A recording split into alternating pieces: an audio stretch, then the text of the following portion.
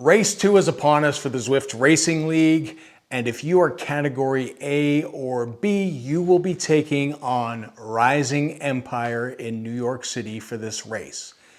This race will be 2 laps covering 42 kilometers and 755.6 meters of elevation, so expect there to be some suffering as teams battle it out for FAL and FTS points over 6 segments. Bike choice for this route, giving the amount of climbing as well as the rapid descents and rolling terrain, we are going to give the nod to the Specialized SL8 with the NV 4.5 Pro. The SL8 is simply the best all-rounder for climbs, as is the NV 4.5 Pro. Considerations can also be given to all-rounders like the Pinarello Dogma 2024 and the DT Swiss 65s. At the time of this video, there was no power-up information available. As always, we have detailed Recon notes available, and we will have the latest information available to us in those notes. You can find those on our Discord, and that link is down below underneath this video. This route travels north from the start pens, taking you to the north side of the park and onto the glass roads to travel south over the reservoir and onto the forward KOM. After that effort, you are looped back around onto the reverse KOM and then down to ground level to go through the start-finish banner and do it all again. The first 2 kilometers is slightly rolling terrain, leading everyone to a downhill at 2.4 kilometers, where the speeds will pick up. This will lead everyone to the start of the glass roads at 3.1 kilometers and the first climb where teams will attempt to put on some early pressure over the 800 meters with a maximum gradient of 10%. It's an early point of attack, but keep in mind with 2 laps, the second time through, you can count on pressure being added here, especially on the second lap. We will continue along the glass bridge, which is relatively flat, but does have some ramps to be aware of, like the one at 6.1 kilometers, as it has a peak gradient of 12%. Even though it only lasts 200 meters, you may see punchers punch here as the lead-in is somewhat downhill. Again, really just to exert pressure on the weaker riders. From here on, other than a short ramp at 8 kilometers, it is uneventful until you reach the KOM. The New York KOM is a 1.4 kilometer climb with an average gradient of 6.5% and is the first FAL and FTS segments. It starts steep, hitting 12% almost immediately and hitting a peak of 15%. While there will be opportunities to draft on this climb, it is best to pace yourself because blowing up in the steeper portions of the climb will not be pretty.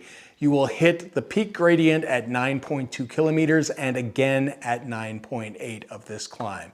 This climb is steep and the field is bound to get torn apart as climbers dig in. You ultimately reach the KOM banner at 9.9 kilometers.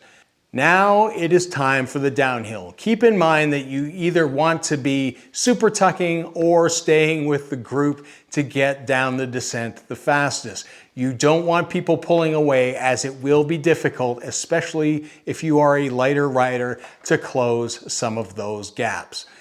Just after the downhill, it will bring us to the next segment up for grabs at 12.3 kilometers. The New York Sprint is a 230 meter segment with an average gradient of negative 0.1%. Sprinters may push the pace on the descent and try to carry as much momentum through this segment. But there is also a chance that those who grab the KOM prior, if they are able to keep their distance, may have a less sprinty go for the FAL portion of this segment. But if there is a large group at this point, get ready for the inevitable surge, especially with sprinters likely being recovered from the downhill. Once again, riders will be treated with rolling terrain until 14.9 kilometers when it is time to go back up. while this time it will be up the New York KOM reverse. And again, FAL and FTS points will be up for grabs. Officially, the KOM starts at 15.3 kilometers and is 1.4 kilometers in length with an average gradient of 6.5%. This is again steep, hitting 15% almost immediately. Again, there will be a couple draftable sections and pacing will be key. The KOM banner comes at 16.9 kilometers.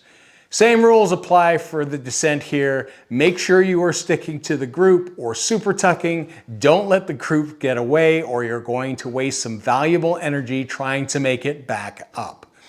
You will then be back into rolling terrain at 18.8 kilometers for the remainder of the lap race.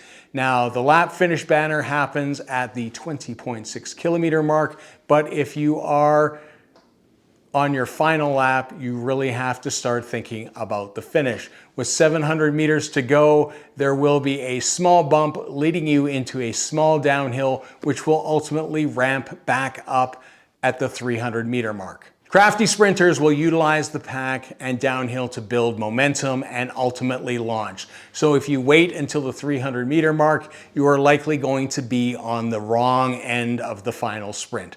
The final ramp does hit a peak of 8.1% and the banner is obscured until there is less than 150 meters remaining. So best of luck to you in the race. Hopefully you have found this helpful. And if you have, please smash that like button and subscribe to the channel for future videos. Again, best of luck and until next time, see ya.